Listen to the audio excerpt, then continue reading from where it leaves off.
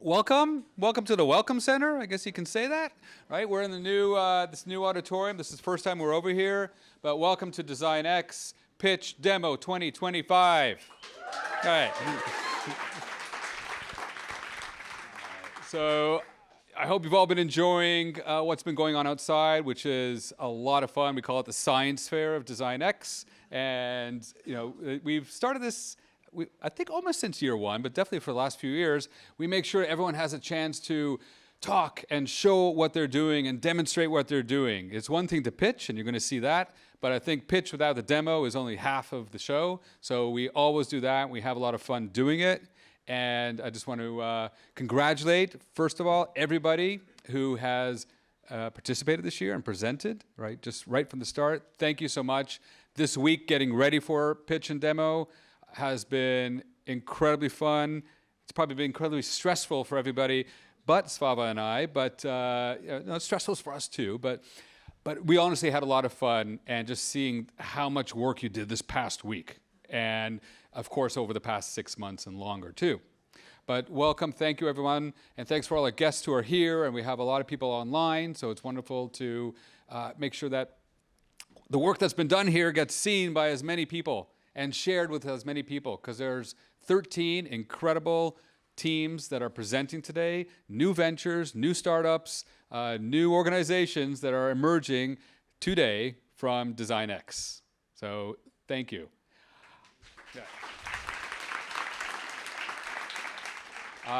Thanks for all the mentors who are here. There's quite a few that are joining us here today. There's a lot of supporters of DesignX over the past few years, and supporters of the teams. I think we have a lot of family members of teams here as well. I saw mingling, so that's great. And a lot of students who, from past years, and just students who are colleagues of the presenters today. I also want to welcome our 3 judges. And we have with us today Alexis St. James, Joram Bornstein, and Daniel Achompong. And I might just let you guys do your intros. I do this every year, so I don't have to be put on myself on the spot. I put you on the spot. But our judges every year, and you've met them, they've been going around. Sorry, I've walked out of the frame of the thing probably. I'm supposed to stand here. There's an X on the ground, and AV guys are like, what are you doing? No, so every year we have judges who come and help us on this fun day where we select 3 teams and give them prizes. Now, the secret is that if you got into DesignX, that was the prize, right? You all received a $10,000 grant. You all went through an incredible experience this semester. You all have mentors, and you all have our support forever, okay? Ask the teams that graduated in 2017. We still work with them, okay? So that's the prize. But we also have some fun special prizes today. Bonuses of $5,000 each for most innovative, most impactful, and best presentation. Okay? And to help us with these prizes, we have the 3 people I just mentioned. So now I'm going to go back to you. All right. Alexis. Hi. So I'm Alexis Sturant St. James, and I'm delighted to be here. I'm an MIT alum. My day job is I'm a venture capitalist, and I fund female-led innovation. Done that for about 12 years, and before that I was head of M&A for a large oil company. And my passion is what you in this room do. So I'm also a judge for an accelerator at Oxford, and I'm also a judge for Imperial College, the very same kind of thing that you're doing. So I'm always astounded and impressed by innovation, and I'm delighted I could be here today and participate with you.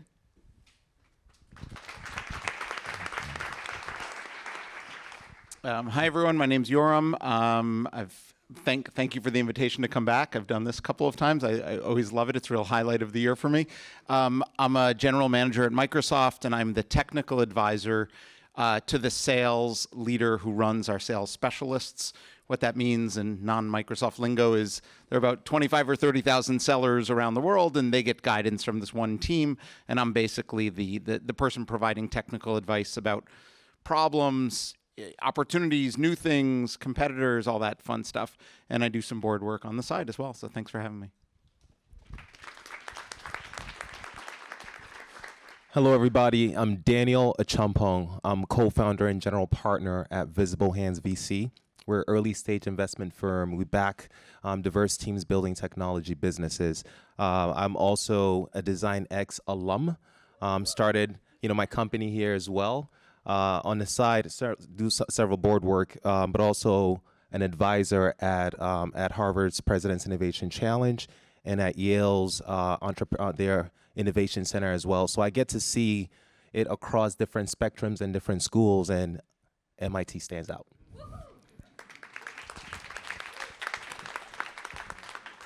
Thank you. So I'm about to get off the stage and clear the way, first of all, for my partner, Svalva Gronfeld. I just want to give an introduction and to get us started, to give us the energy for the pitches today. But just a quick sort of run of show. So we're going to have 13 pitches. We're going to do 7 pitches, and then we'll take a few minutes break. We're not going to leave the room because it's really hard to get back in the room, but we'll do like a stretching break, and then we will continue with the following 6 pitches. So we have about an hour and a half of lightning pitches. There's not going to be Q&A. The Q&A was already out there, but at the end, of course, write down any questions you have and make sure we're going to continue another hour outside afterwards. But at the end, the judges will deliberate, and then we'll be handing out the prizes. So don't leave until we're all done. The teams, you know your order. And so just a reminder for you to, when the team in front of you is up here, make sure you're already back there getting mic'd up and to be ready to go on. So we'll just kind of do that rapid. Because of the way this room is organized and where the doors are, we're going to ask not to go in and out during pitches. So when you do see there's a break, you can make a run for it if you need to use the facilities. And then there'll be somebody out there who's actually going to be like in a theater going, nope, you can't come back in. So just because of the way it's arranged here. But we will have that break in the middle. But I think that's it for me. And this is going to be a lot of fun. I'm just going to go sit down there, and I guess I'll introduce every team, so you'll see me every 5 minutes. But Svalva, take it away. All right. I have this. So, of course, I'm not going to follow the rules. So, you know me, I'm not going to be able to stand on this side of the thing, right? You have to, but I can move around a little bit, because I only have to talk for a minute or two. So, thank you all for being here. Of course, it's kind of honor of our lives to be able to work with people like you and people like you. And every cohort is the best cohort ever, So, but you blow us away literally every day when we work with you, because you came in, you had ideas, and you dared to do something when other people just think about it. You actually decided to step up and say, can I do something about this? And we get to be a part of that in our small little way. So I want everybody in here to kind of applaud your creativity, but also your courage. So I think we will start by, let me see some energy for these amazing teams. And it is unbelievable to see how you have iterated and iterated. We have this very formal academic term for it. It's called the squiggly. So they have gone so many iterations from the moment they pitched in. But just for everybody to know, there were 200 applications to DesignX. We had 72 teams wanting to come in. And you're seeing the ones who got selected. They have been working throughout the semester. They did a boot camp in January. And today, we get to see where they are now. And the challenges you have chosen to take on are no small challenges, because one of the biggest criteria for DesignX is to use design to actually interrogate and understand the innovation context you work in. And that's why we have to do a lot of squiggling, because the ideas you work on are not straightforward, and most people do not go and pick these challenges that you have decided to work on. So I would really love the audience to support them as they go through this. This has been a tough semester in many, many, many ways, but these guys showed up every Friday, smiling, supporting each other, and really making sure that when we were in that DesignX space, it was a safe space. It was a no-fear space where we could actually throw some spaghetti at the walls and see what actually could potentially stick. And to have that type of environment still requires a lot of courage, because we're trained never to fail, but we never look at this as failing. We look at this as experimenting. So you were experimenting for 6 months. So now let's see what's going to come out. So we're incredibly grateful that you chose DesignX. I know you have a lot of choices. There's a lot of entrepreneurship activity on campus, and we really encourage you to take advantage of all of them. But we are, of course, particularly proud that you spent this time with us. So thank you for allowing us to be a part of your journey. And we're just beginning. So, but now we need some energy in this room. I'm going to stop talking because we really need to hear from them. So are we ready to go? Yeah? We're ready to go. Okay, so we have the first team coming up. Can you come up right here? So Acacia Pulse is going to kick us off.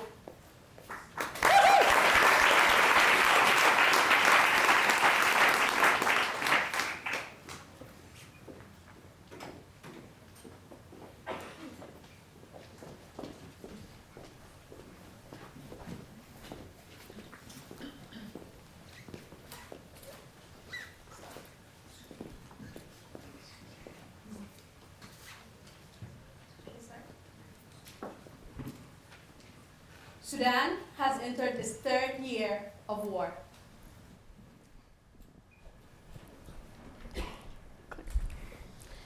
More than 12 million people have been displaced from their homes due to this war.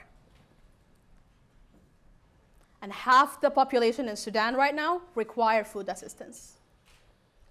Out of the $4.16 billion needed for Sudan, only 6.2% have been met. And despite the continuous violence, the humanitarian sector in Sudan relies only on human labor to collect data from each location to report displacement. But this current approach poses some challenges.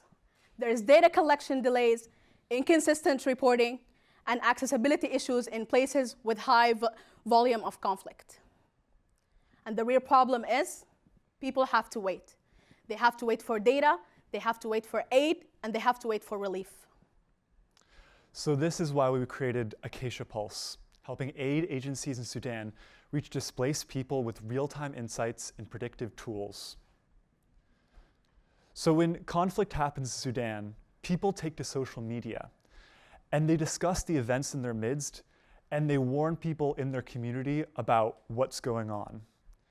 People can act as their own journalists, and with emerging technologies, we can delve into this deep source of nuanced qualitative data. So how does this work? So first, social media posts fill the internet of Sudan. And Acacia Pulse is listening to mentions of locations in both Arabic and English. And then, using machine learning and natural language processing, Acacia Pulse recognizes language relating to displacement. And then finally, using historical migration data, Acacia Pulse predicts where people will go based on their context right now. And so that original pulse on social media connects to its eventual destination. This is Mohammed. He is an aid worker stationed at the Abu Shok camp. He gets an alert early in the morning from Acacia Pulse showing him that within the next 7 days, over 4,000 migrants will be arriving. Mohammed instantly gets the data he needs in order to coordinate logistics and mobilize resources. Due to the warning from Acacia Pulse, camps prepare faster, aid is delivered faster, and people receive relief faster.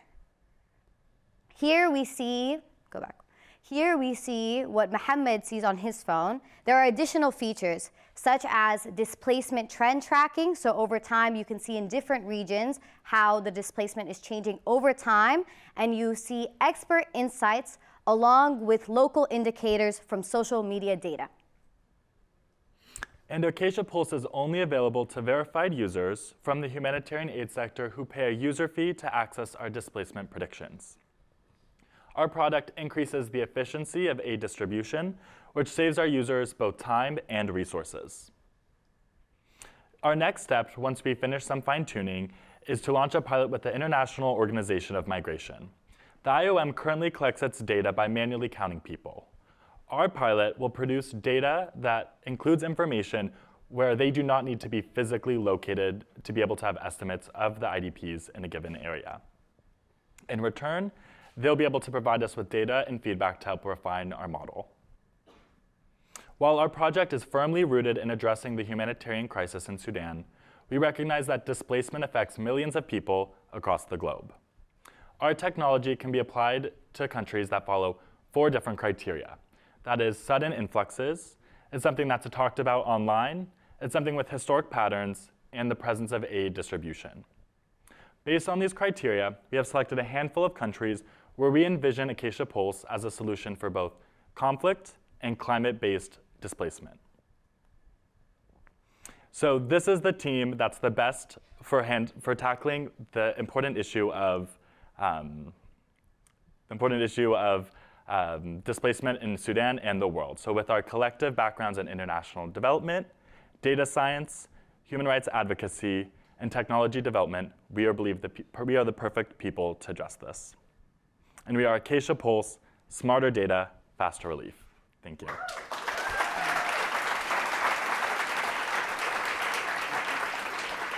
You guys sit there. Okay, I guess we go. Thank you so much for sort of kicking us off. Yeah, great. Come on, take your seats. We are going to call the next team, Team Axiom. Come on down. And clap for them.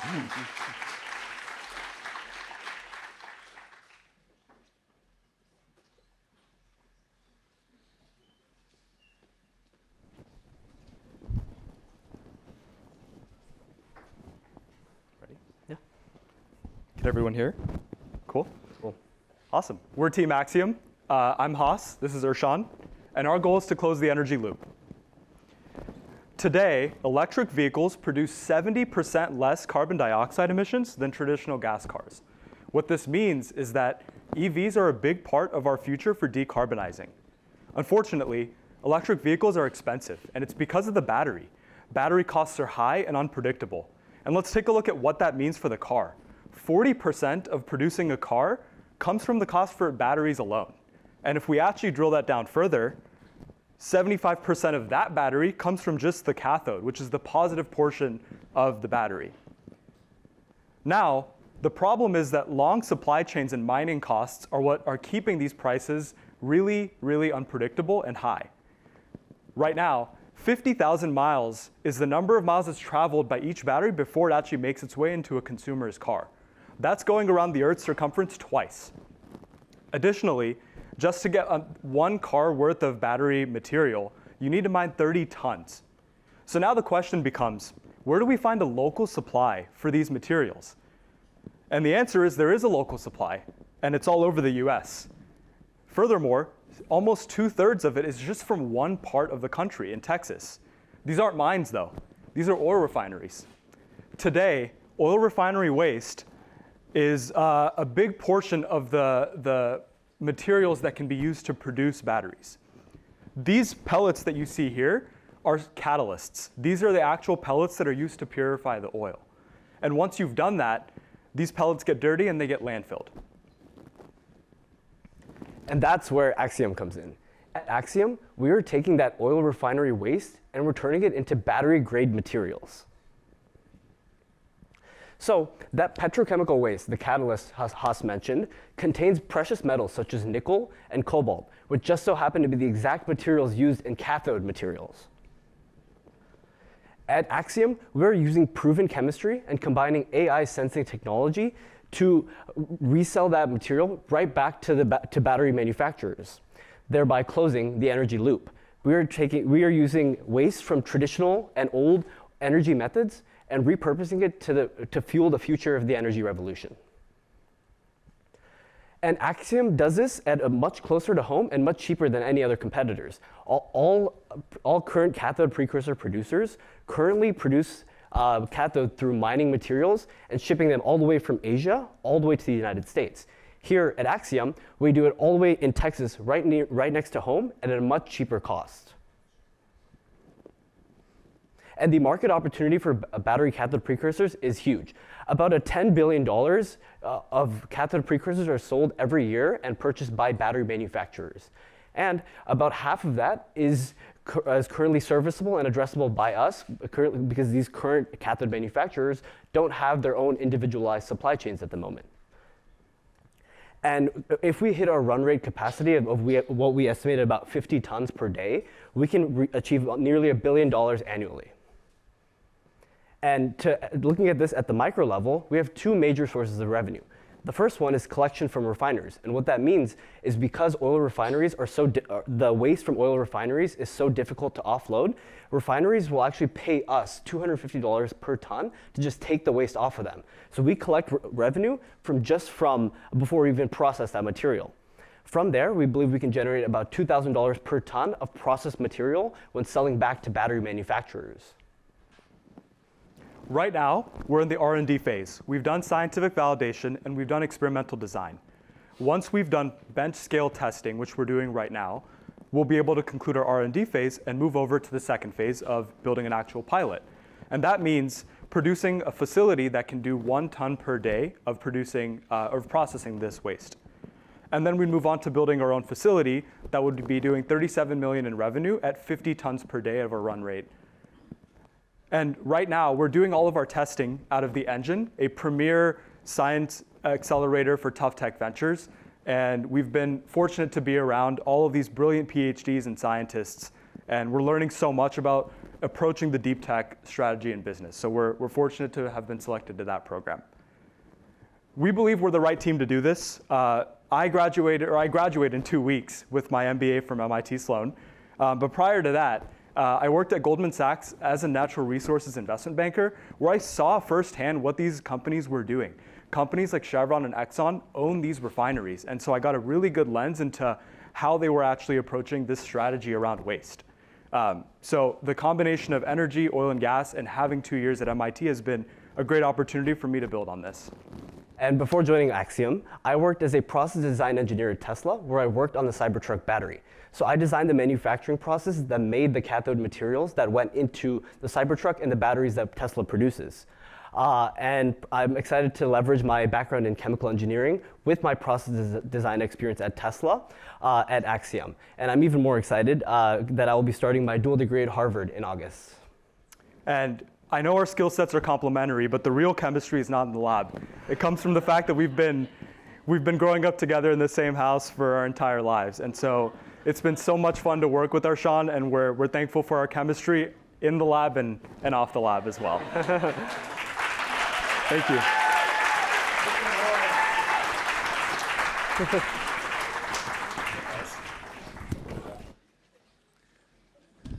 All right. You're going to see lots of family here today, by the way. Great. Got a few more people in. Wonderful. Our next team right here ready for you. We got Team Traverse. Welcome them in.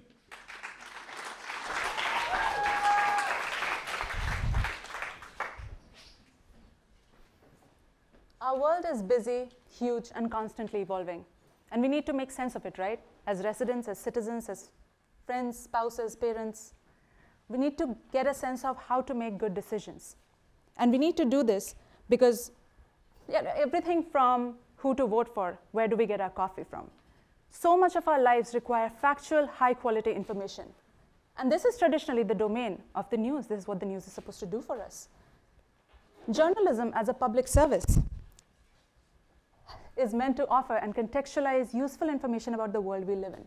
But the 24/7 news media cycle has meant that more and more and more things are reported every hour of every single day. Every news outlet vying and competing for your eyeballs and your clicks. What this has meant is that we are inundated in walls of headlines, reams of advertisements, and social media news. Often, it can feel impossible to keep up with the world. I know I'd love to be better informed, but most days it feels like it's my sanity versus the world. And I know that I'm not alone. Collectively, we've been paying less and less attention to the news, and more of us prefer to get the news from social media these days.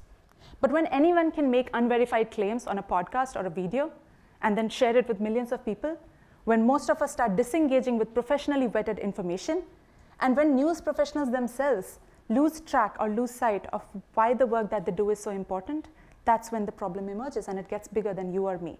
We are all worse off as a people, as a planet, in our elections, as a whole. And so this is why we believe that it is time for a radical rethinking of how the news is done. This is why we've been building Traverse, your own personal newsroom, where the best of human intelligent journalism meets AI insights. This is a platform that will cut through the noise to deliver you with news that is curated, contextualized, and coherent to provide you with an image of your world. Imagine you're a professional in your 20s. You've been concerned about what's going on in the world lately, what's up with the market. You wake up, you go to your Traverse newsfeed, all the insights you need on that day are available as 6 to 10 key headlines that have been written specifically for you based on your stated interests and your prior reading patterns. You can customize your newsfeed. You can see more or less than 6 to 10 stories a day. You can also get a sense of your favorite thought leaders, podcasters, influencers, if you wish, as long as it's factual.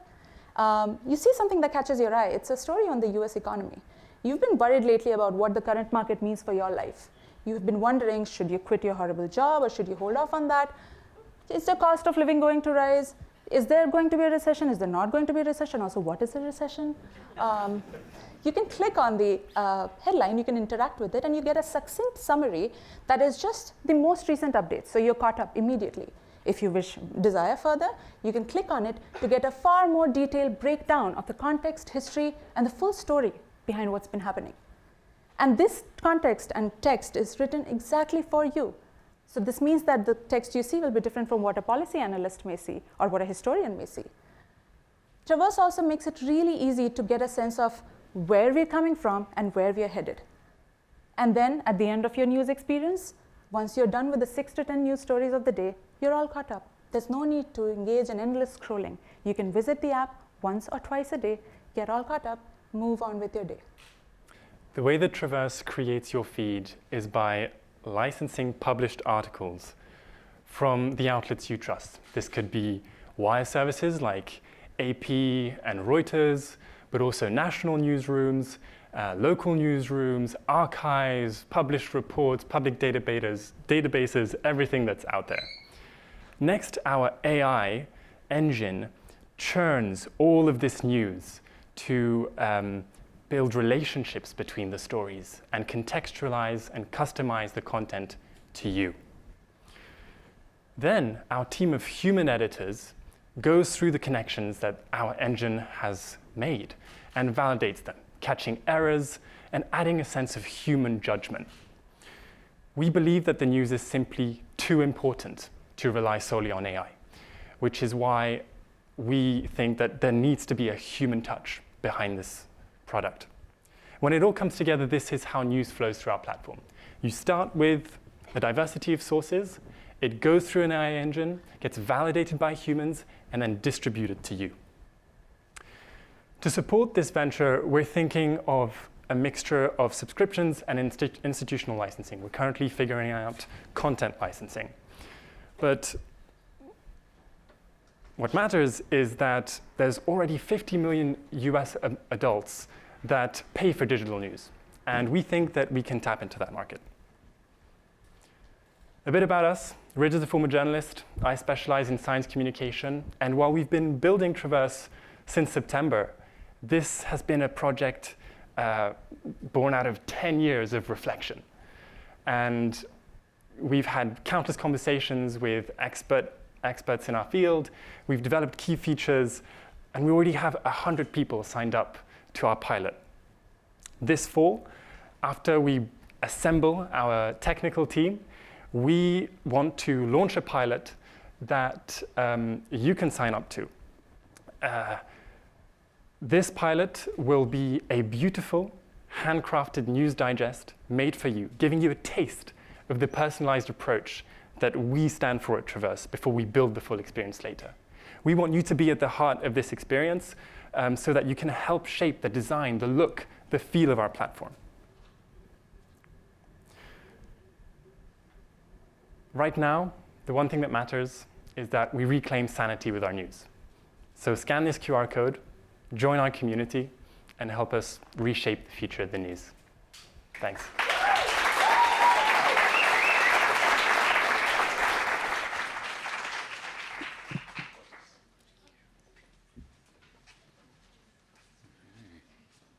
Fantastic. Next up, coming down the ramp, I believe, is Jeannie. Are they coming down the ramp? It's Jenny. Jenny. Jenny. We've discussed this. We'll go back and forth on it. Jenny. We'll pull the audience.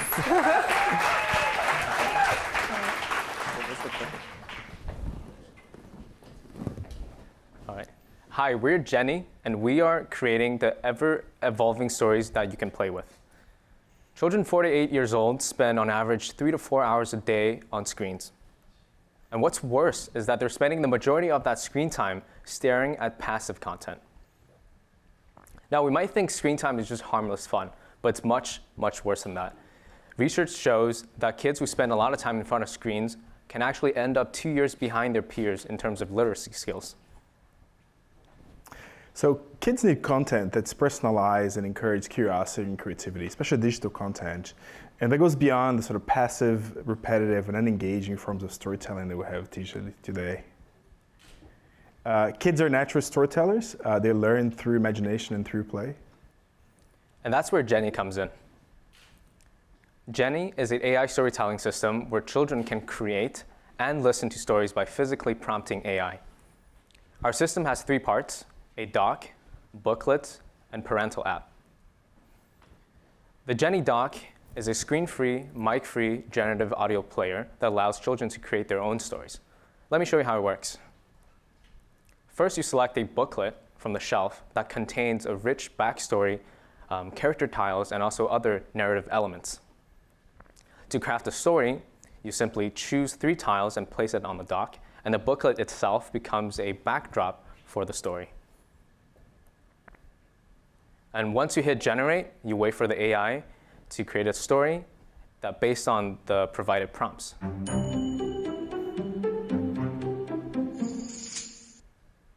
Chapter 1, The Colorful Coral Kingdom. In the heart of the ocean, where sunlight danced upon the waves, lived Lily, a young mermaid princess with a dazzling tail that shimmered like the stars. And just like that, we are listening to a real-time AI-generated story based on the child's input that they can listen to, play along with, and be fully immersed in their imagination. Now onto the books. We see Jenny not as a toy, but as a book that contains a whole world of characters and infinite stories. Each booklet contains 6 tiles of different characters and objects, whose rich backstories are designed by expert writers, educators, and prompt engineers. Let me give you an example of my favorite. Meet Kiko. He's a squirrel who dreams of flying, but he's the only one in his pack who can't. So he builds his own wings and flying machines, teaching kids about engineering and physics, complementing what they're learning in school. And because each tile is dynamic, Kiko's going to remember all the lessons learned and apply them to future adventures. We really want to encourage kids to learn by creating their own worlds. They can mix and match tiles from different booklets and even build their own. And so with the app, parents can stay in the loop. They can personalize the stories that are generated with the kid's age or their personal preferences. They can keep track of their progress, looking at the kinds of stories that they have generated. And they can also participate. So if a kid starts a story during the day, perhaps they can read it to them before putting them to bed at night. Behind all of the doc and all of the stuff that we're doing, there's an AI story engine that takes in kids' input, the parents' input, a database of pre-generated stories, and memory of previous interactions they've had with our system that all fit into the story engine and then generates a story with audio. So we are delivering the first AI-powered audio story player. Not only do we outcompete our competitors in terms of personalization and stories that actually evolve through memory, we are also 10 times cheaper than our competitors. Now, this is not a new market that we're creating, but it's an existing one with heavy, heavy demand. Brands like Tony's, Yodo's, and others are already generating over $500 million a year in annual revenue from parents who are actively searching for a screen-free storytelling solution. And we believe Jenny will not only outperform in this category, but also can expand into the broader $21 billion smart toy industry because of our focus in content creation and education. We will reach our customers through two major channels: direct to consumers through our own website and Amazon, and also retail stores such as Target, Barnes & Noble, and Walmart. We are following a proven business model based on 3 revenue streams. We will be selling our hardware. We have a monthly app subscription where they can purchase our AI service, and also a recurring sale of our booklets based on our growing library of titles. We've been working on Jenny for a long time, testing with kids every step of the way. They've already generated hundreds of stories with Jenny, and we've passed the ultimate litmus test where they're asking for more. We are moving incredibly fast. We will be launching our Kickstarter by the end of this year and start manufacturing. By early next year, we'll be shipping to our customers and expanding globally by adding features to our story engine, such as multilingual support. And in the future, we see ourselves in a position to expand by licensing our story engine to others and also licensing our unique content IPs. We are the great, perfect team to work on this. My name is Kevin. I am graduating from Harvard with a master's in design tech, where I focus on hardware and software prototyping, and I've also worked previously as an industrial designer. I'm Marcelo. I'm faculty here at MIT. I have 2 kids. Any parents in the room? Awesome. Okay. You feel the pain. And I have over 10 years of experience working on hardware products as well. And I'm Shannon. I've been working with kids my whole life and have experience in research with AI education and childhood development. I'm also getting my degree in product design and economics at Wellesley. So we welcome you. We invite you to enter the world of Jenny, where creativity flourishes. Thank you.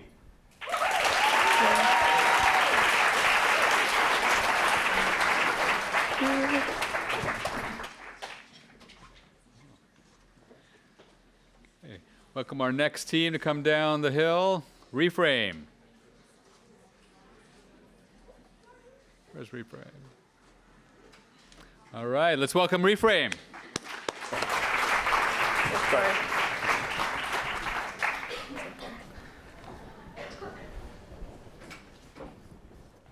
Hi, everyone. We are Anouk and Oliver from Reframe, and we're excited to share our product with you.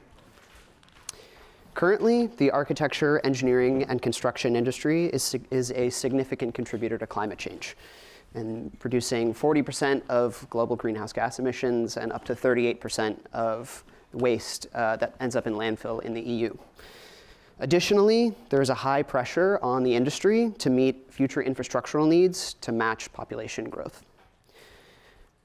We think that reusing construction material in new construction is well positioned to address this gap because it diminishes waste, it stores carbon, and it can easily meet our sustainability goals in the future. But it comes with significant challenges, and particularly when we're trying to scale up. One, there's little standardization in salvage building components, material properties are hard to predict, and supply chains are messy, which means that most reuse products are one-off demonstrators or just prototypes. And this is where Reframe comes in. Reframe is a design and technology studio that leverages our peer-reviewed research-driven expertise to promote material reuse at scale by blending prefabrication, structural analysis, and optimization methods. We're an expert team of designers and engineers, uniquely positioned to address these challenges based on our experience in practice and in research. Anouk is an architect and structural engineer and has many years of experience in computational engineering. I'm an architect and engineer with a focus on automation and construction, and our work is supported by our scientific advisor, Professor Caitlin Mueller, who is a global leader in multi-objective optimization for reuse. We think that the first clear target for this methodology is framing stud waste within the US, which approximately generates 6 million tons of possible construction material annually. Using this waste and our digital to physical prototype, or digital to physical pipeline, we can deliver high performance, pseudo-standard sustainable systems with zero waste. We gather the offcuts from construction waste and match them in real time to evolving designs using structural analysis. Our end product is an automated, constructed system using prefabrication that is delivered ready to assemble. Our product, when fully cladded and integrated, looks just like any other wall. However, with the reframe system, you are getting a system that is highly sustainable with improved structural performances, and that is fully integrated in a design to construction workflow using automation and computational analysis. When looking at the current market, the business as usual prefabrication solutions assemble elements linearly, creating roughly 15% of off-grid waste. That is tremendous. Other solutions that are bio-based and more sustainable often rely on creating new building codes and patenting to put the products forward, really hindering the process of bringing technology in the construction industry. That's where we come in with a unique position, as we're blending technology and reuse to propose a fast solution to come and disrupt the construction technology. When looking at the market, we see that prefabrication is the future of construction, and this is happening now. The global forecast expects to reach 270 billion by 2032. And then the US is a great entry point for us, as the housing market and prefabrication is expected to reach 60 billion by 2030. We have already identified 4 customers and channels to launch our system, and as well as 3 potential revenue models that we are now evaluating for capability. Our main services will be waste recovery partnership, as we are using a trash to cash model and reverse engineering of the waste collection to recover those offcuts and create value out of them to create our sustainable systems, as well as other services such as early stage design integration and a wall panel supply and installation workflow that's integrated in the already existing supply chain. Right now, our system has been researched in the lab for the past 2 years, and we have just built our first prototype. We are conducting further testing, and with the help of MITdesignX, are looking for more fundraising to create a pilot project and hopefully launch an industrial partnership in order to bring this solution forward and bring innovation in the industry. Thank you so much for having us. We are Reframe, trying to enable reuse in construction at scale. Please get in touch if you would like to discuss more and help us bring this technology forward.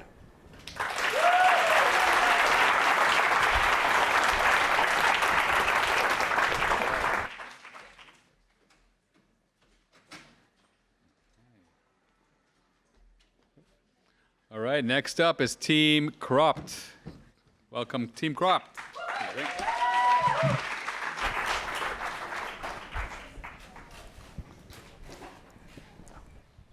Hello everyone, we are Cropped. Are you all aware that 30 million people choke on toxic smog in Delhi every year? This is increasing every year, and it's getting more dangerous minute by minute. This is not because of car emissions or industry, but rather has to do with crops. 25 million tons of crop waste is burnt every year, and that is just in India. This accounts for 20% of global crop waste burnt. But more importantly, crop fires manifest as smog, which travel around central India, causing severe health hazards. And this is a global issue. 81 million hectares of cropland are burnt every year. And this generates 22% of global greenhouse gas emissions emitted by the agricultural forest industry. But to understand the problem, we must understand why farmers burn crops in India.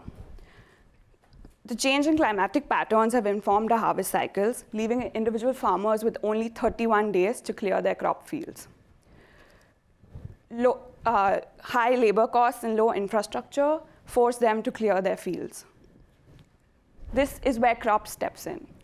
So instead of going to the cities where they're facing the aftermath of the crop burning, we go to the source. We convert crop waste into biogenic building materials. Our materials are low maintenance, highly ecological, and extremely lightweight. But also they sequester carbon. This means that the methods in which we process and manufacture our material are completely non-toxic because they're made from bio-based adhesives that are also coming from crop waste. Our first product is the block, a little more than a feet wide. It is designed based on principles of modularity, assembly, and disassembly. It has an interlocking structure that allows it to be assembled into a wall that can be plastered on the exterior side. It can also be incorporated within a traditional wooden framing structure, and our personal favorite in a balloon framing structure where it functions also as insulation.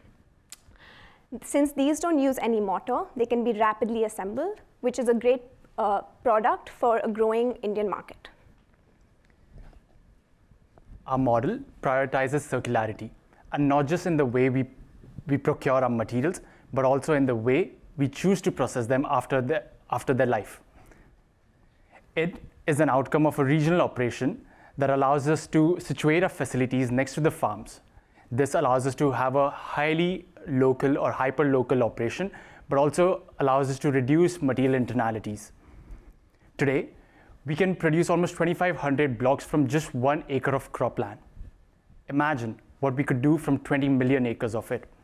Imagine how much crop we can save from being burnt. That's 110 million tons of CO2. That's what you save and not let people breathe. And all because of 1 block that costs you less than $1.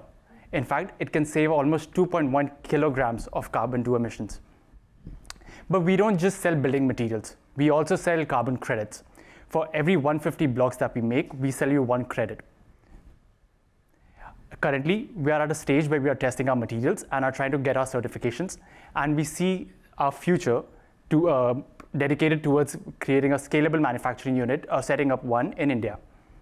So if you are in any of those sectors, feel free to grab a block from outside and meet Ashna, Manavi, or Sanchit, who are all licensed architects from India and have faced this problem firsthand.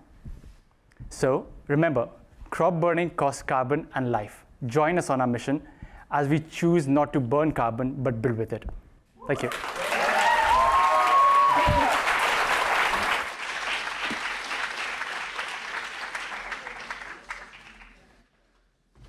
Thank you, Cropped. Our next team, just off the building site, is Darrow. You'll see what I mean.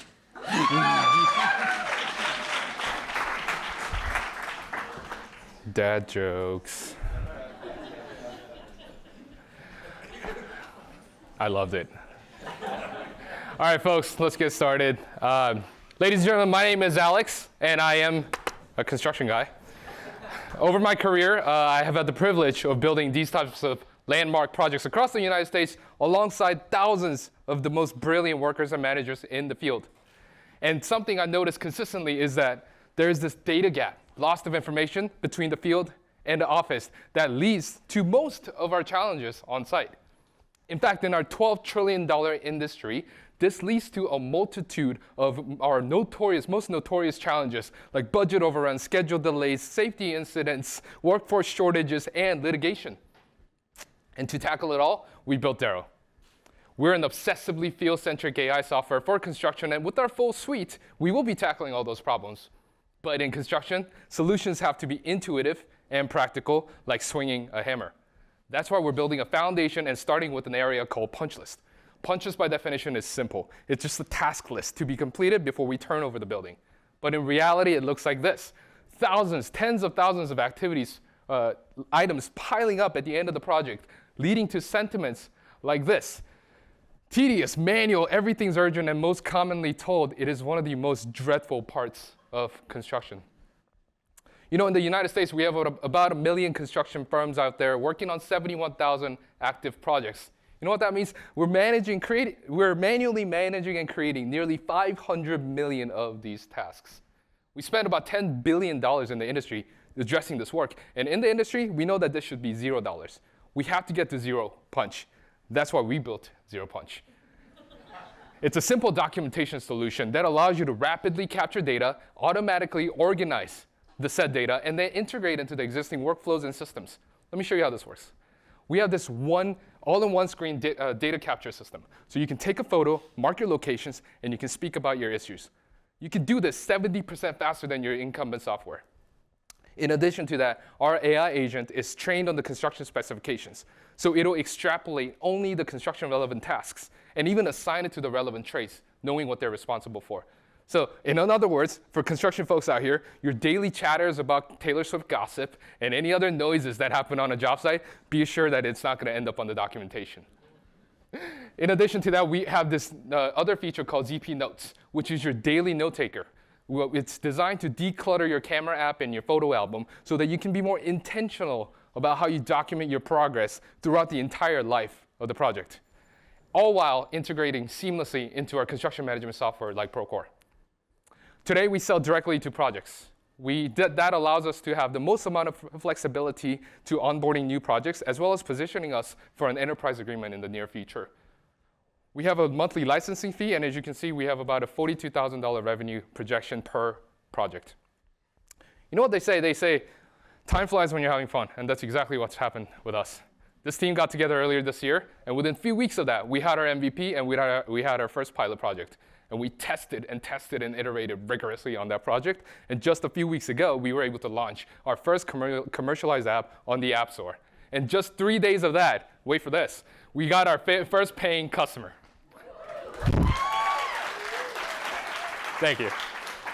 But that's not it. We're currently in the finalization stage with 3 more projects, in negotiation with 5 more, and we're in various discussion points with 30+ projects, all within 2 weeks of launching on the App Store. This is very exciting for us. The punch list space and field documentation is the foundation to what we want to do. And it's a big market. It's an $8 billion TAM market, but it also sets us up for so much more. We're going to get into scheduling and sequencing with Sequence, change management with RFIX. We're going to get into financials with Master Budget, and then contract and document management with Build Assist, finally landing at Darrow AI. Nothing like this has been done before. It's democratization of construction material so that we can reinforce the learnings from the past, invite more innovators to our space, and attract future workforce into the industry. This is the team behind Darrow. Again, construction guy. In the middle is Abhinav. He is our product leader, product manager, very seasoned in product-related activities. And Ajinkya is who we describe as our technical genius. But beyond the resumes, we're just a bunch of like-minded brothers, big, crazy dreamers, and we're just having way too much fun building solutions for our friends in the construction business. And we're backed by these amazing organizations, funded as well. And this is the ethos we're building Darrow by, which is that most disruptive innovation in construction has to be the least noticeable one in the field. So join us as we scale Darrow, the most intuitive solution in construction, that our AI thinks like a builder and it swings like a hammer. Thank you.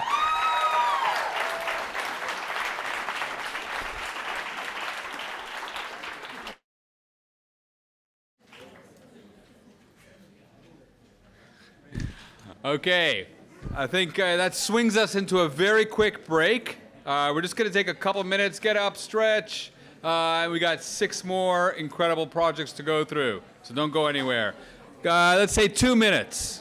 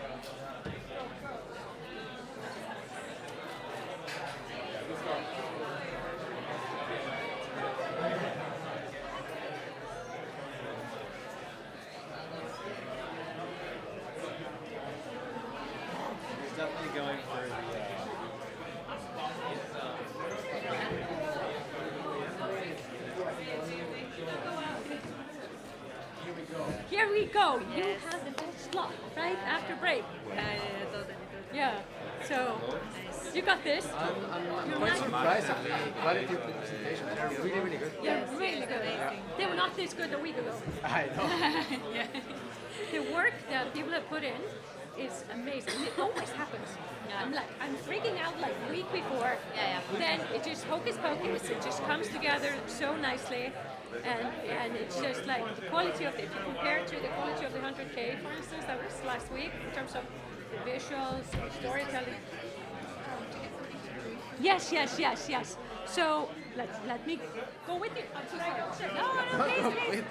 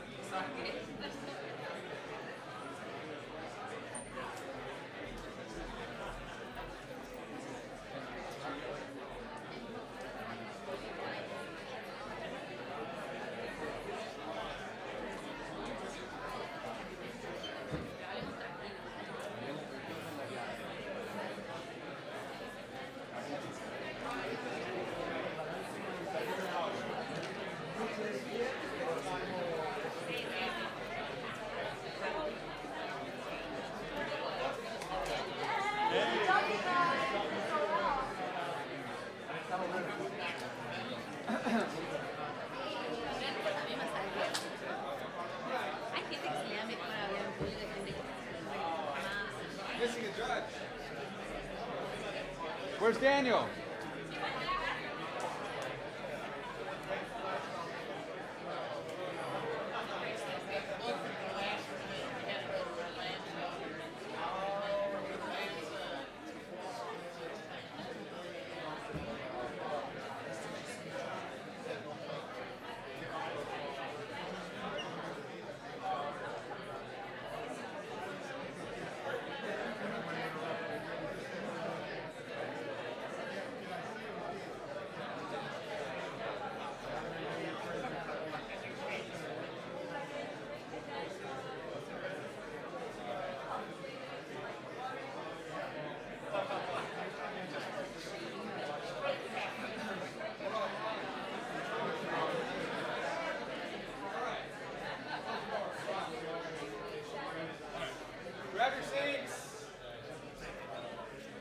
Take your seats.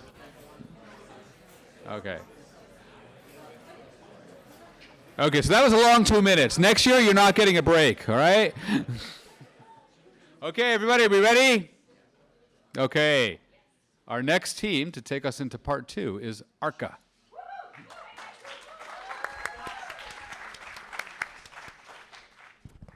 Can you hear us? Are we good? Okay, great. All right. We are ARCA. We are super excited to be here today. My name is Andres. I'm presenting with my partner here in Rocio. And we are going to present you the new way of building housing. This project is framed within the housing crisis, which is something that affects all of us, directly or indirectly. And just to give you a few numbers, within the US, between 2017 and 2022, the housing costs soared by 52%. It is completely out of any proportion.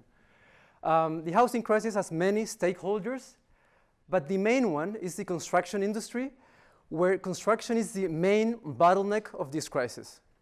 On 2020, there's a paper called The Next Normal in Construction, where they stated how we are building almost the same way as we did 100 years ago. And speaking how this industry is heavily dependent on labor, and how, given the labor shortages, this situation is just going to get even worse. All of this literature just say that the only way of getting out of this crisis is through off-site construction. But have you seen what the off-site construction market looks like? It looks like this. It's really, really sad. It's literally just boxes. But what if I told you that we have been developing an off-site construction system that is called ARCA, that looks like this, and looks like this, and this? Let me explain you how ARCA works. ARCA proposed to build a kit of parts that are manufactured in a factory. And later, all of these pieces are transported in a really efficient way as a flat pack to the site. So this is how it works. We have this panel, which is flat, completely flat. And when it gets to the side, it bends like this. And this has two things. One, you have volume in one single move. And the second one is that if you start putting pressure on it, it becomes a structural element using half of the material of any single construction element. So let's talk about curvature. Curvature has the capacity of enhance the material of planes. This is something that has been studied in physics and in geometry. It's part of it's part of the realm of arts. It's part of the realm of industrial products, but has never been applied to the housing construction. And this is where ARCA comes in. To start, we have taken LA as our first case study site. LA is in a very interesting moment due to the SB9. This is a new policy, a new urban policy that will radically change the housing construction in LA and the housing universe of LA. Currently, these lots in LA that are usually for one single unit will transition to 4 units.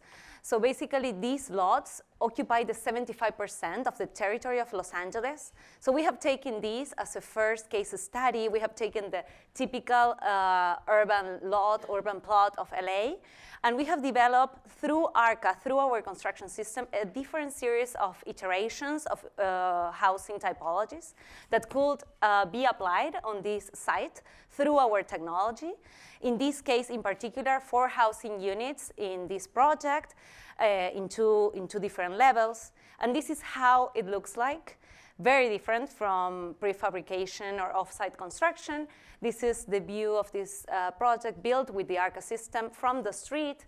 Then once you enter, you access to this collective courtyard that gives you access to each of these 4 units.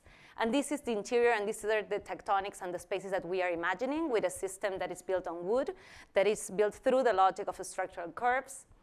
And ARCA, it's even more than that, because it's a system that is scalable, and that will allow us to build from very small houses to medium-scale homes to collective projects like this one that we're just showing, to even apartment buildings of mid-rise or high-rise. And this is what it's most important for us. This is a key part of the ARCA project, that ARCA sits in the missing middle of the housing market of the US that probably many of you know. It's very polarized. It ranges from the generic to the unique and bespoke homes. And we are envisioning ARCA as a system that will allow creative freedom, but through an industrialized system. The US offsite construction market, it's huge. Currently has 36 billion and is expected to almost double in just 10 years. Our channel to market is first, partner up with factories and leveraging everything, all the machinery that is already existing, so we're not starting our own factory. And later, reach real estate developers and in a way, place ourselves just in the middle, helping real estate agents to how to build better, and at the same time, factories, how to sell better. ARCA momentum has gaining a lot of momentum during the last 2 years. We have won many, many prizes, and we are happy to announce that we are building our first project with a factory next year. Now we are here in this precise moment, and we're looking for funds because we're planning to start a pre-seed phase this fall. We already built the first prototype that actually it's over there. You can check it out later. And we start testing all of these like new ways of inhabiting. Here you have a real image on the right and a left, it is a render. And this is the team. I'm Rocio, Andres. We are licensed architects. We have been working in design and construction for more than 10 years. We have won many prizes in architectural competitions, national and international. We have designed over 100 projects, built many of them. And we really invite you to join ARCA, to join the superpowers of ARCA, and to help us evolve from this to this. Thank you very much.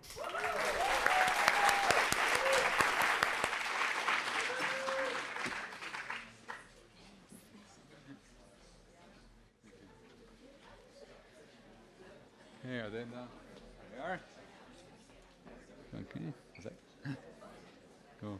Okay, our next team is Tangible Impact. Welcome them up.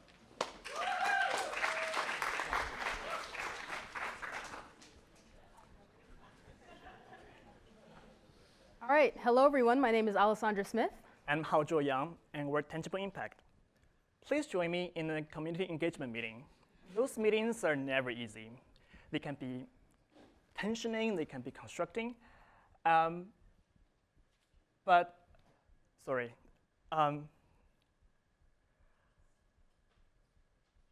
can be very tensioning, and they can be very conflictive. And developers, cities, and communities often arrive at the table with thousands of questions and requests at the back of their head. And I'm not kidding when I say the communication table can be a battleground, like for real. But why are we fighting all the time? It's not like we don't have the right technologies to help us. In fact, each of those stakeholders have different types of softwares to help them make decisions on their own. But when they actually come to the communication table, you know what they have? They only have PowerPoint. It's clear that there are a lack of tools to find common ground. And we see this as a problem as inefficient communication between communities, developers, and cities, hindering mutual understanding and also meaningful collaboration. And this inefficient communication comes at a high cost that you're probably not aware of. Due to community opposition, a project can be pushed in its timeline up to 12 months. That 12 months can manifest into millions of dollars, from $2 to $4 million. And in the worst case, projects are abandoned.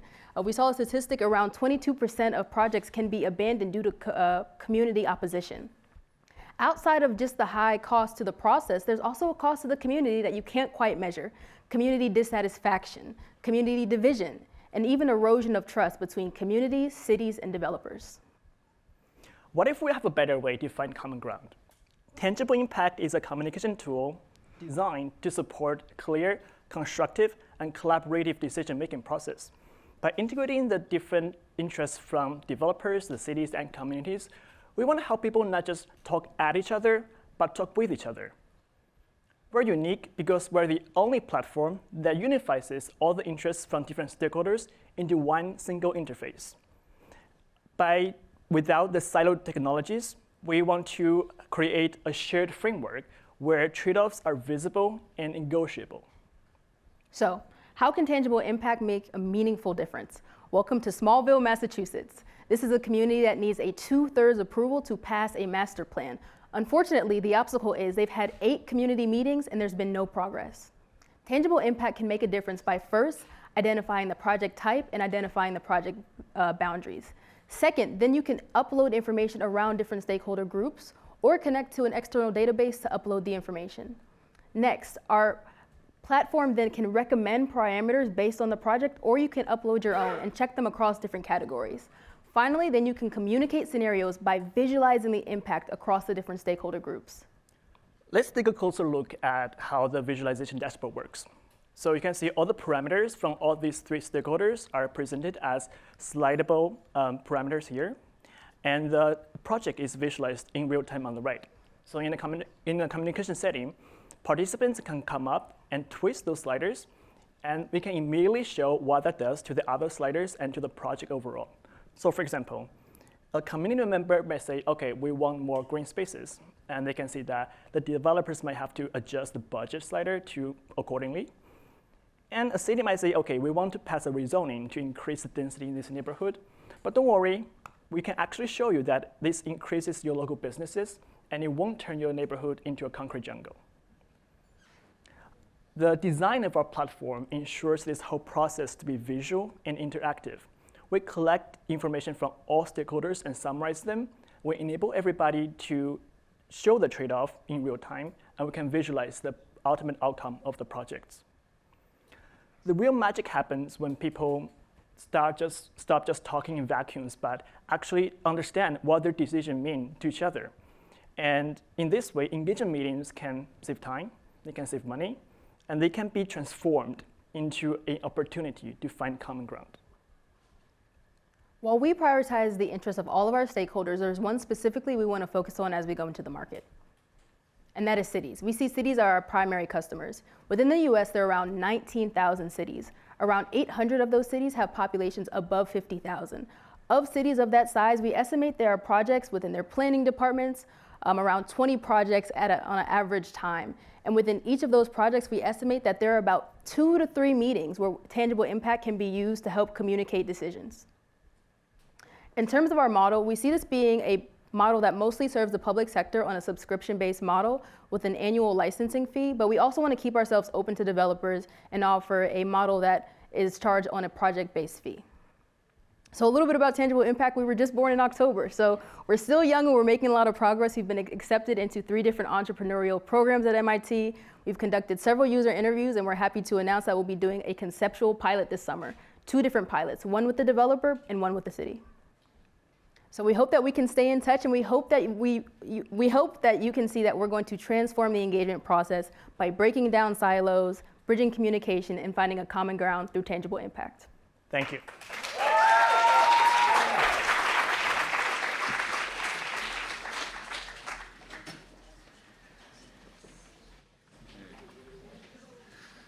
Okay, next team coming down this ramp, BioBoost.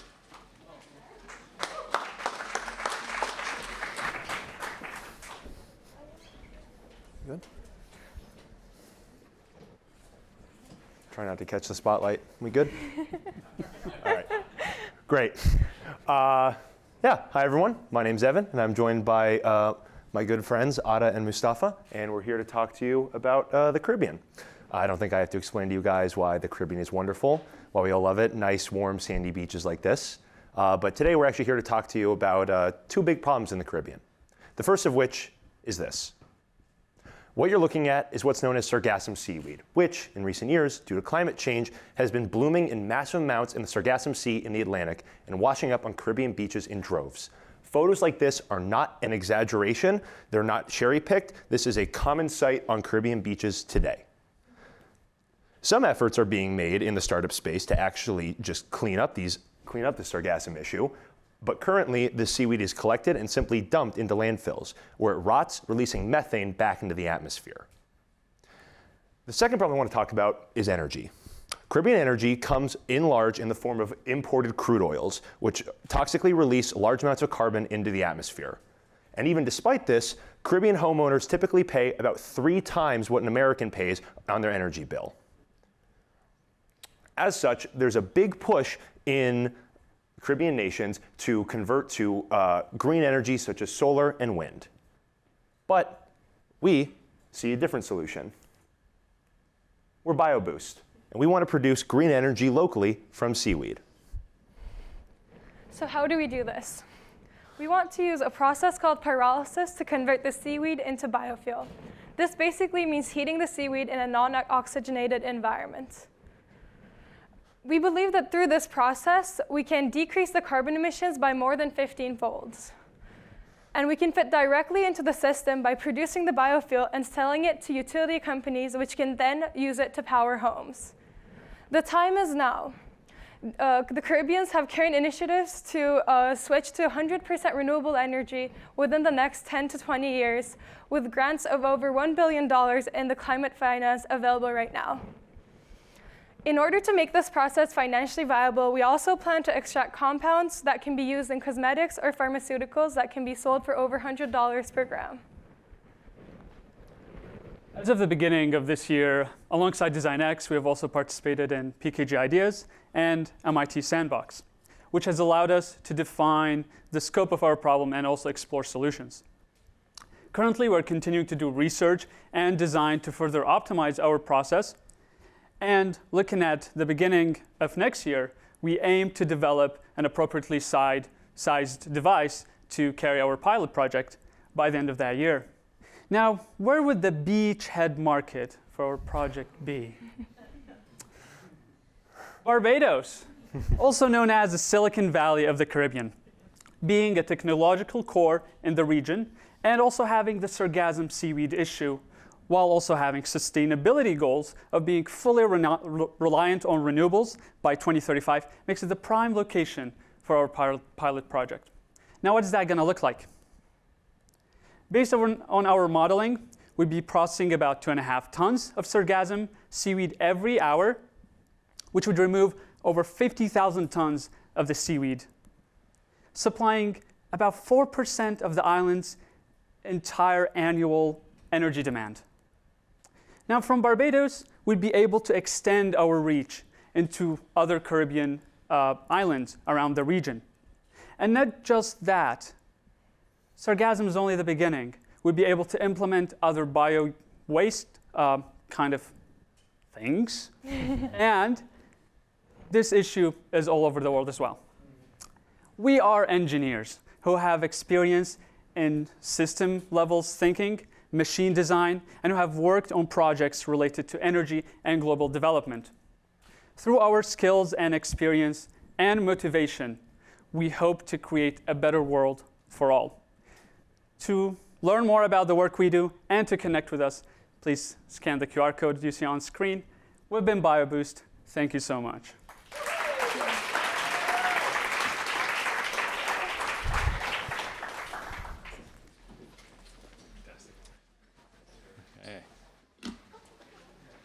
All right. Next up, we have Klima Technologies.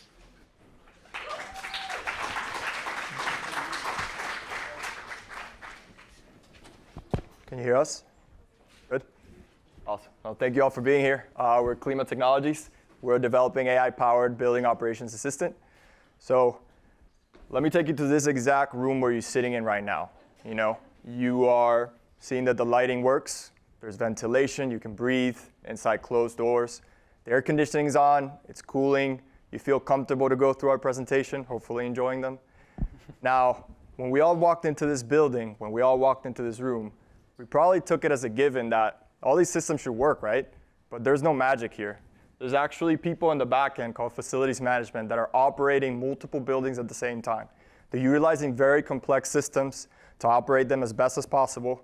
They're leveraging their technical expertise, but yet, even though with the resources they have, the knowledge that they have, the systems that they have, there's still around 30% of energy wasted across commercial buildings. That amounts to $50 billion annually in the United States. It's a huge number, just of energy waste.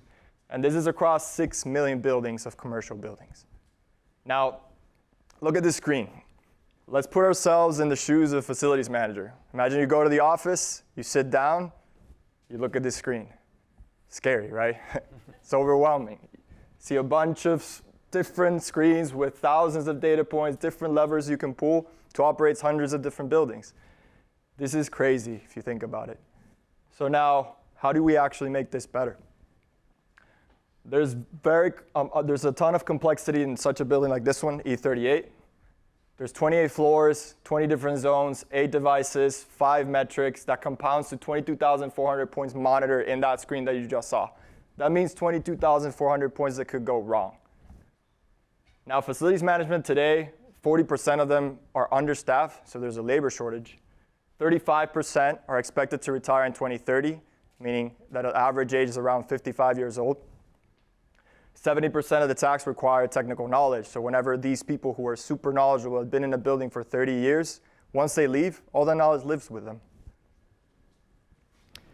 So all of that is why we created the Building Operations Assistant, which is a pure software solution that is 24/7 monitoring all those intimidating looking screens on behalf of the facilities manager and gathering all that data to run it through a series of machine learning and energy models that allows us to determine actionable recommendations and insights for the facilities team to implement.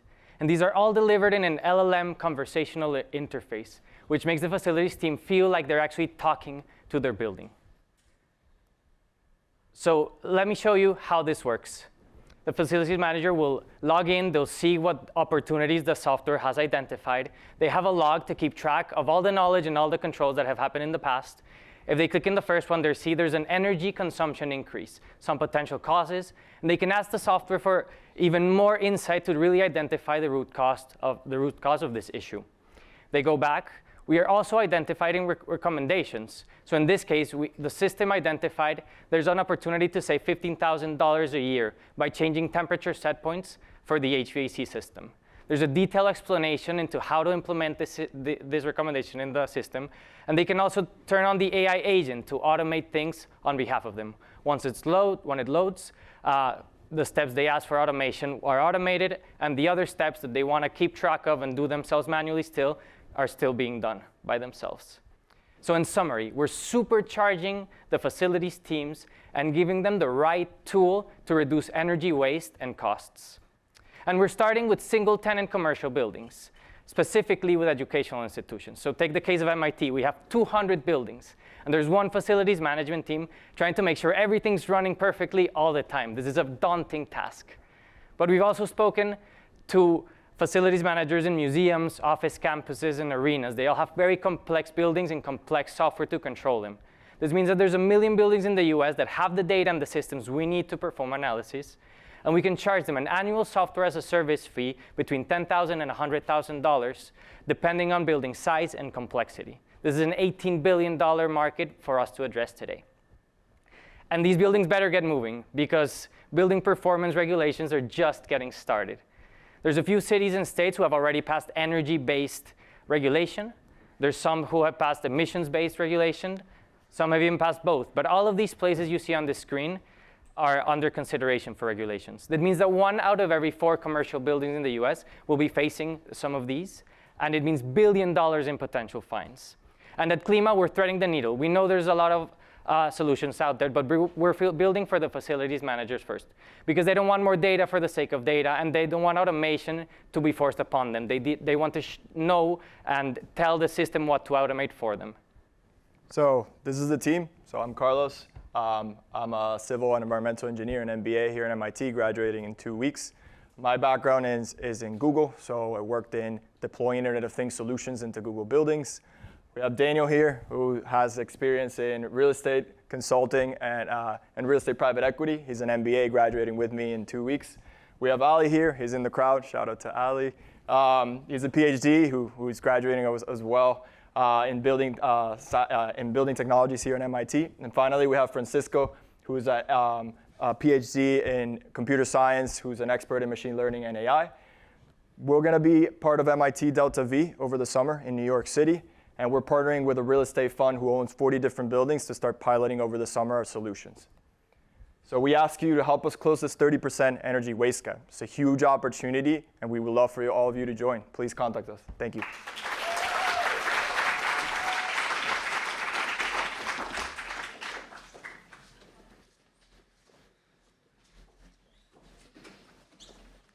All right, we have 2 more teams. The next one is Cocos.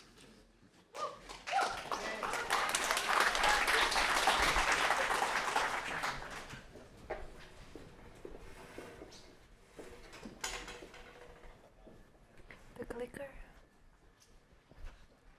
Is the clicker?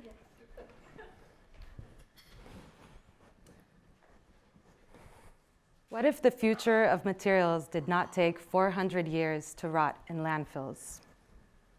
What if we could design with the Earth's rhythms, not against them? What if waste was not the end point, but the beginning? At Cocos, we believe materials should be beautiful, but they should also disappear. It all started on vacation. We were sipping coconuts together, talking about life, design, and waste, as one does. And we wondered, what happens with all this husk? So we dug deeper, and we found that 60 billion coconuts are harvested every year. That's enough to fill 1,400 football stadiums to the brim. These are then tossed or burned, which leads to the release of 15 million metric tons of CO2. That's the equivalent of the annual emissions of the city of Los Angeles. That is nuts, we thought. And so we saw potential. We saw texture, structure, natural fiber strength, and we thought, let's make something. And that was the beginning of Cocos. Cocos is a design studio and material R&D lab. We take natural and waste stream materials and turn them into scalable, functional, and beautiful products. Our process is grounded in materials science, fabrication, and design. We work from raw resource to function, turning sustainable materials into real-world products. Our first product is Kowo. This is a coconut wool composite, you can see here, made entirely of natural fibers, no binders, no synthetics. It insulates. It has a thermal conductivity that's comparable to foam insulation. It absorbs sound exceeding synthetic alternatives at high frequencies. This is a high-performance panel that competes with foam, yet vanishes back into the earth. And it's beautiful. We just presented it last week at the Venice Architecture Biennale as part of the VAMO exhibition, showcasing that materials can be circular, decomposing back into the earth. There are various applications that we see for Kowo as our starting point: building materials, interiors, and furniture. We work with our customers to design alternatives for their product suites for their companies, working across material and form. And we're not stopping at coconuts. Cocos works across different biodegradable materials for the architecture and design sectors. We are, in fact, a one-stop platform for developing natural design and architecture product alternatives that scale. Of the areas we're working in, sustainable furniture market is due to grow up to 83 billion by 2030. Sustainable interior design material market is due to grow up to $112 billion by 2032. And sustainable construction materials are expected to grow up to 900 billion by 2034. We are seeing an increase in demand across all these sectors for eco-friendly materials, showing us that sustainability isn't just skin deep, but it's being drilled into the foundation of our built environment.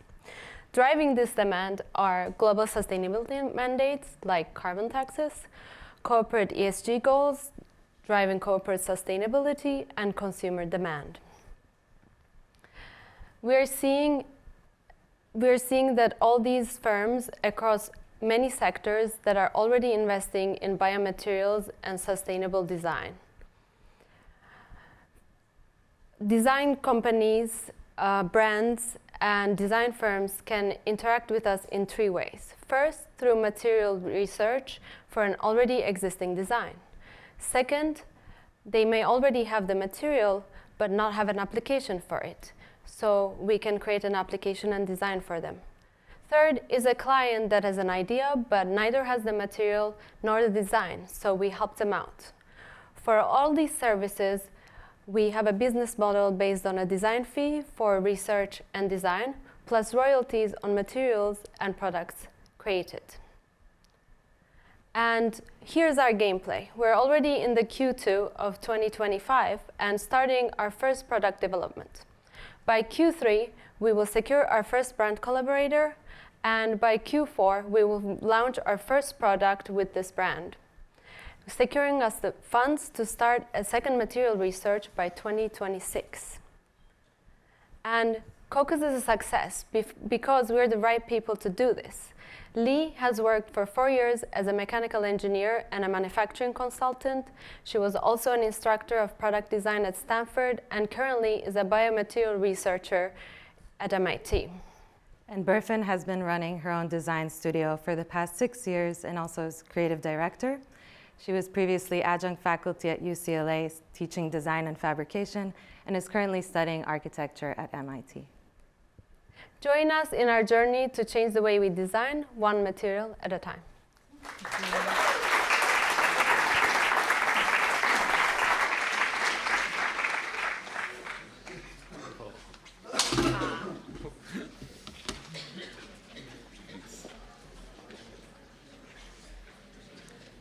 All right, ready for it? We are going to end today's presentations with Helix. Come on out.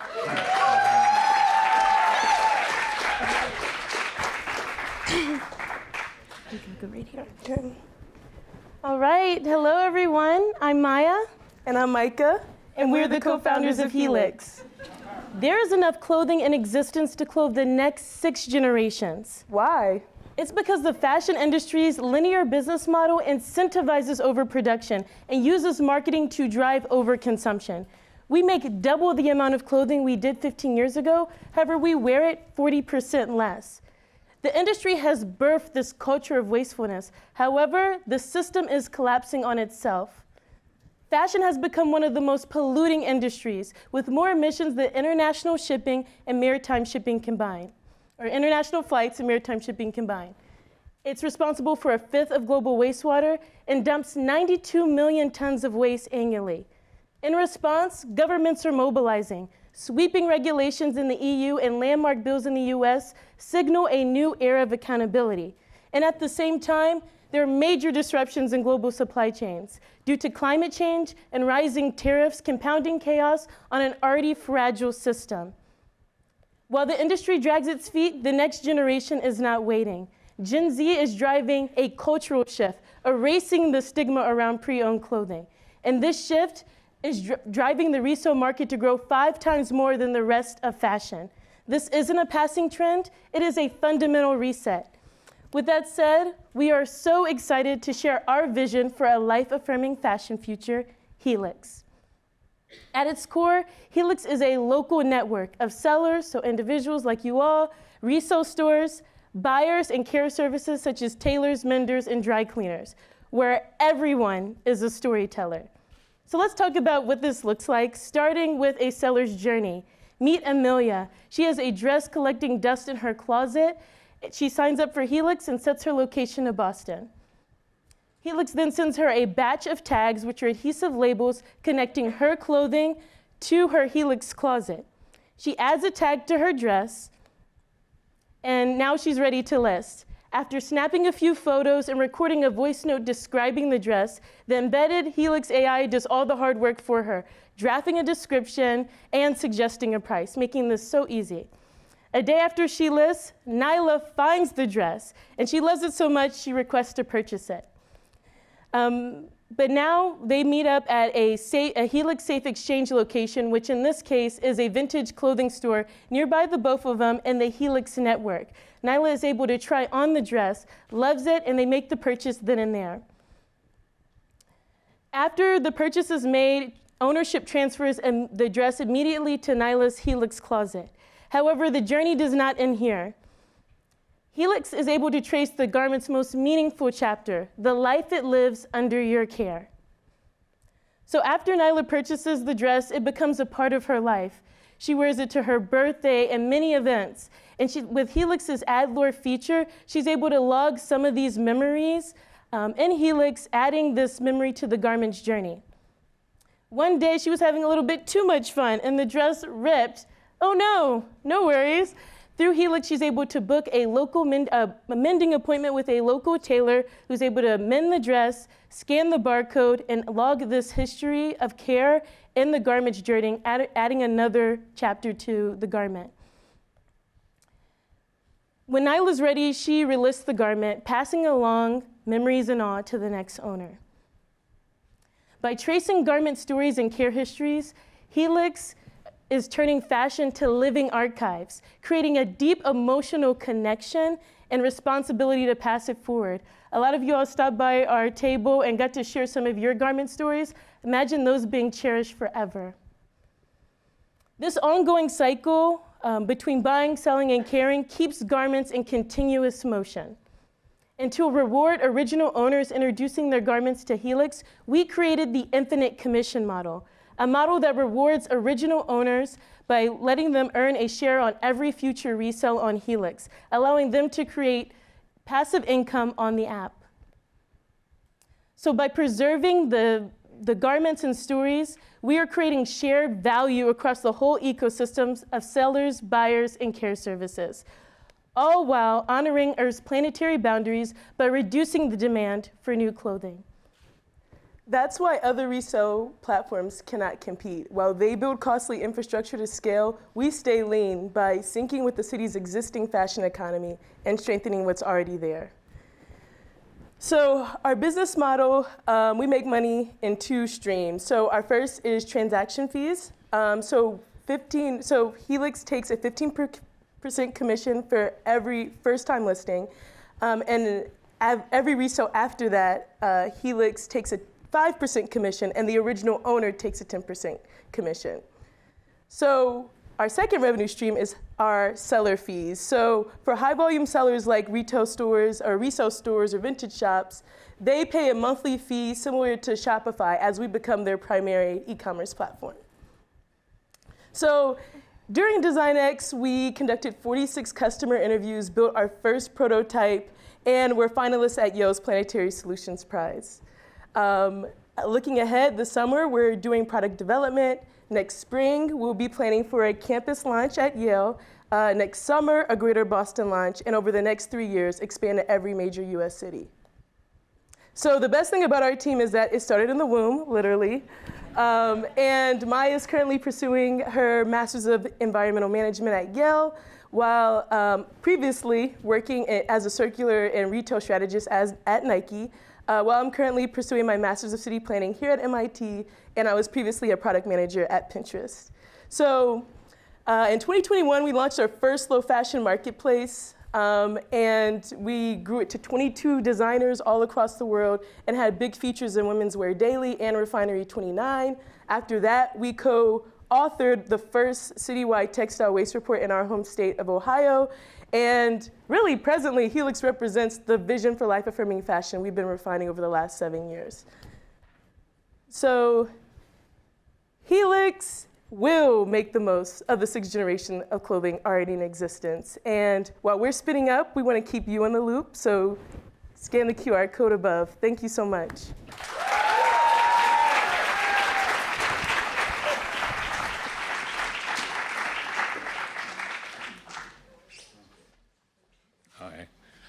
I think we can all say wow for today. I'm blown away.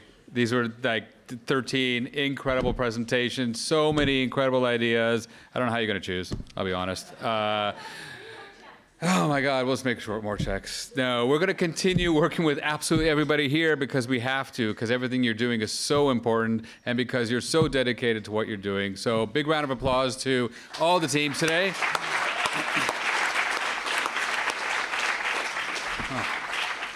You can continue to talk with the team. So we'll go outside a little bit because the judges have some deliberating to do. But we can go outside. If you didn't catch their QRs or their information, all their posters have it. So you can go there and, of course, grab the teams and continue to ask them. Maybe you have some follow-up questions. We also ask everybody here and everybody online to spread the word. So if you saw something really cool today, which you did, tell everybody. Right? That's how we let other people know and how we can help these teams develop. Right? We're going to put a lot of effort this summer already to make sure that we deploy each and every one of them. So don't go anywhere because we have to hand out checks, especially the teams, but everybody else hang around too. And you guys can get to work. Thanks, everybody. We'll call you back when we're ready. 10, 15 minutes.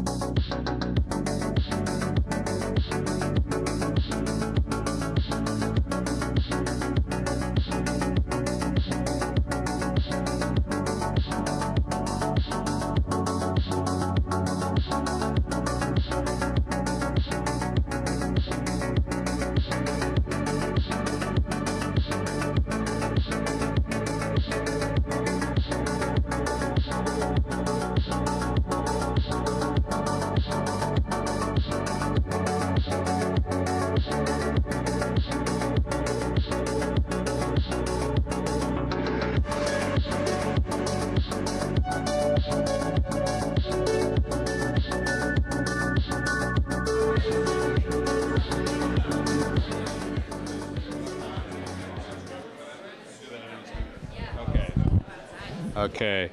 All right, we're like a minute away from this. Up, here she is.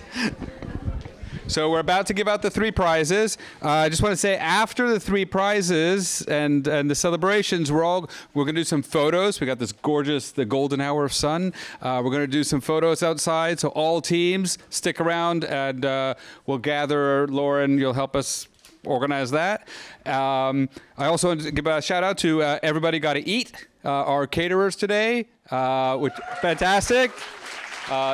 So Everybody Gotta Eat actually took part in a program that we ran in the fall with the Boston Exchange. Thank you. With Boston Exchange, a fund created by Jaylen Brown of the Celtics, and so it was like a mini. or a sort of medium-sized DesignX program, and they went through it. And then when we needed a caterer, we just we said we're going to call them, and they were awesome. So I want to give a shout out to them as well. All right, so we have 3 prizes to give. We're going to ask our judges to come up and announce them and pass out the checks. We're going to start with the most innovative, followed by most impactful, and then best presentation. So I think Yoram, you're the most innovative. What? Most innovative. Okay. You just do it. Okay, so I've got the. It's working? Yeah, the honor of giving out for most innovative. Very hard decision, as I think you'll hear from everyone, but wanted to give congratulations to the team from Cropped.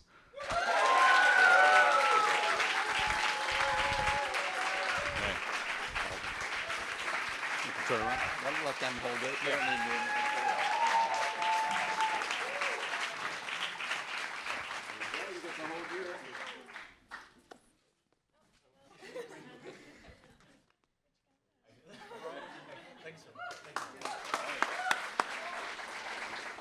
Congratulations. Now, Daniel, you're going to give out the most impactful award.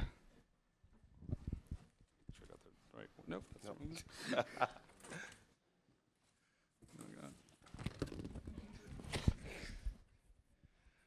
All right. All these decisions were so hard. We spent a lot of time going over it because what you all are doing are so impactful. So just congratulations to you all. And the one that we chose was Klima Technologies.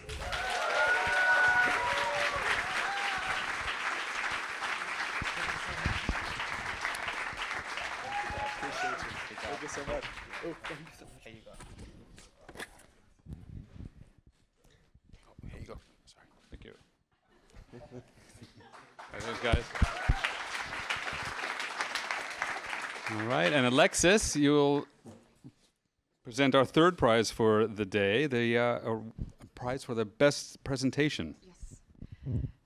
So again, like my fellow colleagues have said and judges, this is an impossible task because all of you were good and really exceptional, and it's hard. But the final choice that we made was Dario.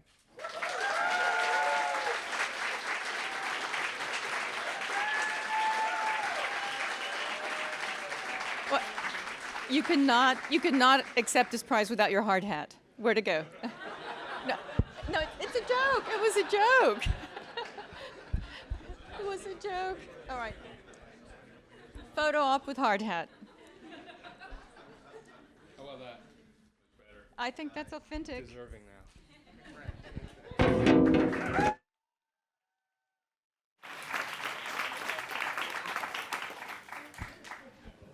So congratulations to our bonus award winners, and again, congratulations to all 13 teams and all the work that you're going to continue to do. Stick with us. Thank you for the judges for taking the opportunity with us today, and all the guests here and online, together with the folks that were here in the room when we were packed here before, plus all the people online. We had 300 people watching today, so there's a lot of impact, right?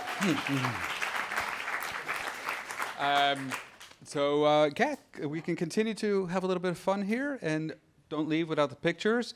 And you can when you want to cash the checks, ask us, so we'll help you out.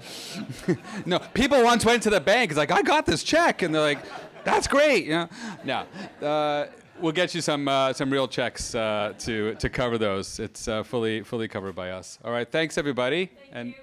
We'll see you this summer. No, it's okay. Okay. So we'll just see you this summer. We're going to be in DesignX. So those of you who want to come and continue, find us. And we feel now, both of us, like we just did 13 pitches. Because we're so proud of you. So thank you for